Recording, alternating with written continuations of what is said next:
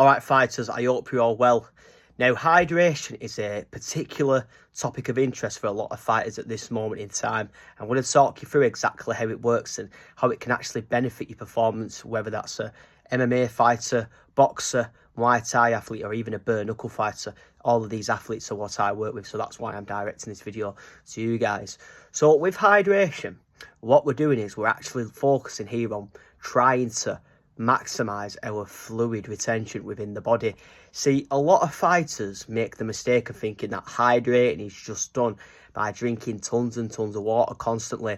Now, this isn't necessarily the case, because when you're drinking that water, your body's not actually holding on to it, and more often than not, it's just peeing it out.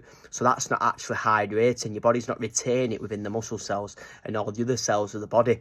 So we want to kind of go for a different approach. So there's a few different ways that I like to basically do fighters hydration, and I like to work it with the fighters I'm working with, and that is to first of all find a baseline, and a baseline is between 35 to 40 mils of fluid for every kilogram of body weight. So for whatever weight you are in kilograms, you multiply that by 35 and 40, and that gives you your baseline requirements, and then anything on top of that is additional bonus fluid intake for that day.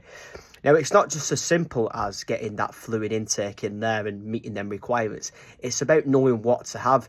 Now, a couple of tips that I like to give with the fighters I'm working with, as well as actually getting the fluid intake dialed in, is adding salt to meals in the morning. So let's say, for example, in the morning you have some eggs. Half a teaspoon of Himalayan pink salt or a Celtic sea salt is a really good way to hydrate your body straight away. What it does is it provides your body with the electrolytes. You've got sodium, potassium, calcium, magnesium and chloride, and your body is able to hold on to it, and this stays within the cells of your body. So really good for your body to hydrate well in the morning. So that's a really good way you can start off your day. So you've got your fluid intake for the day, you've got salt, and what you also need to do is you need to look at your hydration around your training session. So usually, I always do this with the fighters that I'm working with, around 40 to an hour before your training session. You want to be getting in some coconut water, or you can go for an electrolyte tablet or powder mixed in water. So a couple of recommendations that I can give to you fighters: 500 mils of coconut water 40 minutes to an hour before your training session, or you can have 1 scoop of an electrolyte powder or a tablet with around 500 mils of water. And again, this is going to give your body the sodium, calcium, potassium, magnesium and chloride to retain all that fluid. And this is pretty much the best way that you can hydrate yourself. And the last tip that I'm going to give you in regards to hydration is actually rehydrating after your sessions and replacing the fluid you've lost. So what you want to do is, after you've finished training, in order to actually rehydrate effectively, you want to be replacing 150% of what you've lost. So basically, weigh yourself after the session, times it by 1.5.